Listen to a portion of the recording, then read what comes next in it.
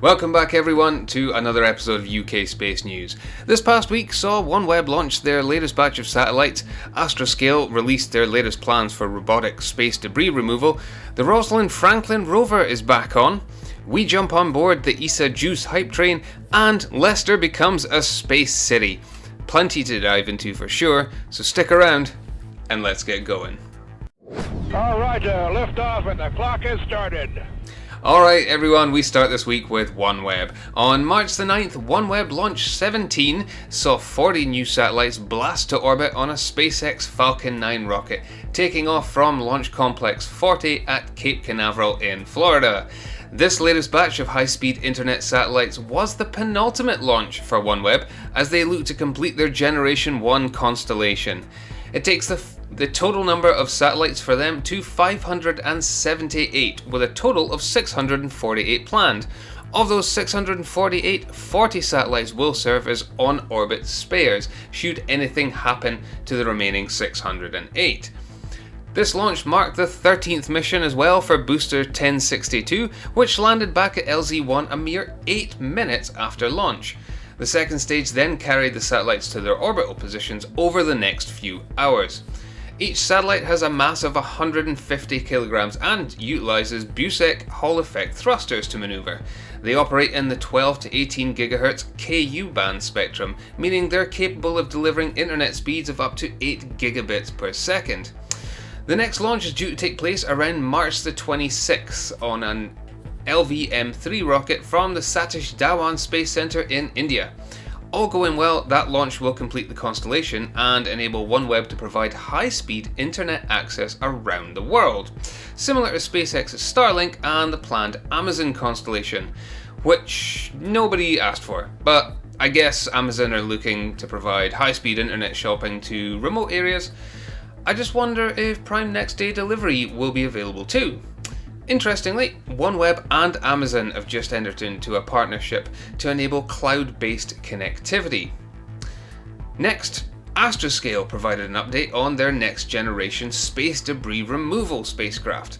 The COSMIC mission, short for Cleaning Outer Space Through Innovative Capture, will utilize Astroscale's rendezvous and proximity operations and a robotic arm to capture defunct satellites and place them into a disposal orbit, allowing the satellites to be recaptured by the Earth's gravitational pull, re-enter and burn up in the atmosphere or crash safely into the ocean.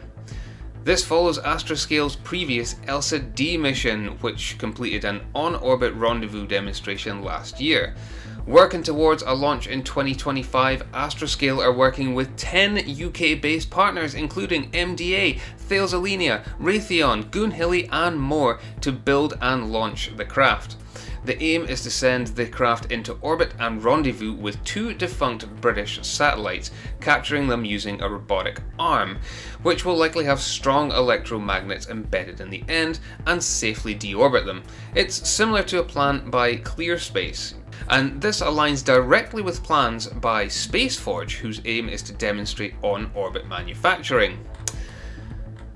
In news from the European Space Agency, the Rosalind Franklin ExoMars rover is apparently back on, and certainly back on track. Having been built in the UK by Airbus Space and Defence some years ago, the RF rover was supposed to launch on a Russian rocket in 2022, but with the war in Ukraine interrupting that, the rover suddenly found itself back in its Italian garage. Now, thanks to some worldwide funding, including a cash injection from NASA, the mission is back on, with a launch scheduled to take place no earlier than 2028 during an optimal Mars transfer window. While Rosalind Franklin waits its destiny in a clean room in Turin, its twin sister Amalia was hard at work conducting deep drilling tests over the course of 3 days recently. On day 3, it successfully demonstrated its ability to drill to a depth of 1.7 meters, roughly 25 times deeper than any previous mission has ever drilled on Mars. That record belongs to NASA's Perseverance rover, which drilled to a depth of 7.1 centimeters.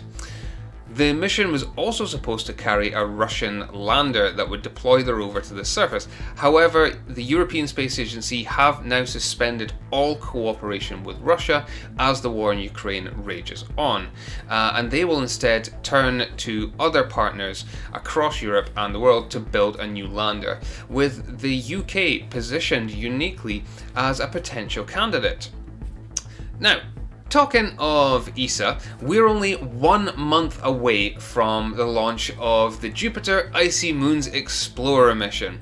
Due to lift off from the French Guiana spaceport in South America on April 13th on board an Ariane 5, this mission will see the JUICE spacecraft travel some 500 million miles from Earth over a period of 8 years, utilising multiple gravity assists, 3 flybys of Earth and a flyby of Venus along the way.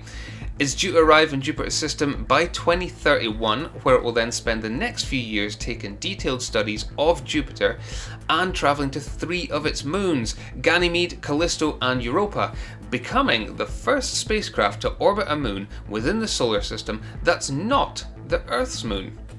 The UK has had a hand in funding JUICE to the tune of £9 million, which is out of a €1.5 billion construction cost. It also built the JMAG magnetometer and other component parts. Now, if that wasn't exciting enough, my buddy UKSpaceChris and I have been busy conspiring behind the scenes. As this is an absolutely momentous mission, we are going to be live streaming the launch for everyone here in the UK and around the world. We'll have all the information you can need on the mission, fun facts, a bit of trivia, and maybe a few other things thrown in along the way. My actual being there is still up in the air at the moment due to some other commitments, but Chris will be on hand in any case to bring you guys one heck of a show. If you've not seen his videos yet, click the link in the description below and head on over to his channel and check him out once you've finished here. I'm keeping everything crossed that I can actually be there and join in the party, but I'll still have a full video covering the launch in the days that follow. And like I said, Chris will be on hand to bring you guys an amazing stream that we've put together. And that being said, the launch, as with any, is still subject to a whole bunch of conditions, including the weather and the rocket performing well. If Arianespace's most recent attempts with the Vega C are anything to go by, then who really knows? And speaking of the Vega C, if you haven't checked out my video on what went wrong with the Vega C and Virgin Orbit's Launcher 1 rockets, then click the little card above, or check the link in the description below, or head on over to the end title card where you can see it for yourself. Either way, both Chris and I will keep you as up to date as we possibly can on what's happening with the JUICE mission as we get closer to launch. And finally, this past week has seen Leicester, famous for Gary Lineker, Leicester City Football Club doing a miracle, and the remains of King Richard III being found in a car park, become a space city. A £233 million investment sees funding for new research, development and manufacturing facilities within its existing space enterprise zone to the north of the city. This zone already includes the National Space Centre and Space Park Leicester, which specialises in satellite development. 20 companies are already present, including Rolls-Royce, Lockheed Martin, HP, Amazon and Thales Alenia's UK arm. The new space city is part of a UK space agency commitment to what it's calling the UK's space spine. As strange as that might sound, but it's forecast to generate upwards of £750 million annually to the UK's space sector. So this is no small commitment. We will really be watching this closely as plans move forward, but it's certainly one of the biggest investments in the UK space scene to date, generating thousands of jobs and solidifying the UK's commitment to space technology. Now, if you did enjoy this video, why not click the subscribe and notification buttons down below. Give the video a little like while you're there as well, as it really does help this channel, and I very much appreciate every single time. As we all know, the YouTube algorithm is a fickle beast at the best of times, so feel free to share the video as well with your family, your friends, your work colleagues, or people you don't really like. It doesn't matter. Any help goes a long way, because my aim here is to spread the word on what's happening in the UK space scene to as many people as possible. So yeah, I can't thank you guys enough for watching, liking, subscribing, commenting, and everything that you do each and every time I bring you some new content. I've been Tom June. Thanks for watching.